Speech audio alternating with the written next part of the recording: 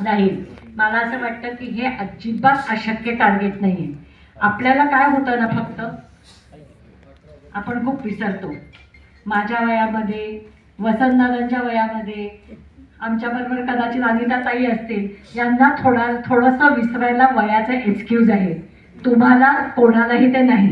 आपण सभेमध्ये बसतो, ऐकतो, सभेत बसता असताना अगदी जिद्दीने निश्चय करतो की नाही नाही हे करायचं, ते एवढं गणित सोपं आहे, एवढं काय अशक्य कोटीतलं गणित नाहीये, ही काय आपल्या बस की बात नाहीये, अशी अजिबात परिस्थिती नाहीये।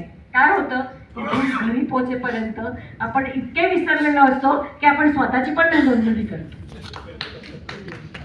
प्रत्येक वंचित बहुजन आघाडीच्या कार्यकर्त्या म्हणवणाऱ्या प्रत्येक माणसाने जर 50चं टार्गेट स्वतःपर्यंत ठेवलं तर हे काहीही करणं अशक्य नाहीये। पण हे जिद्दीने करायचंय। तुम्ही वारंवार सगळेजण सोमनाथ साळुंखे सरांची मांडणी ऐकताय वेगवेगळ्या विषयावरती, मग तो दलित समाजाचे प्रश्न असतील, शिक्षणाचे प्रश्न असतील, नोकरीचे प्रश्न असतील, एकूणच खाजगी क्षेत्र विस्तारत गेल्यामुळे आपल्या सगळ्या बहुजनांच्या वरती येणाऱ्या कथेबद्दलच्या असतील।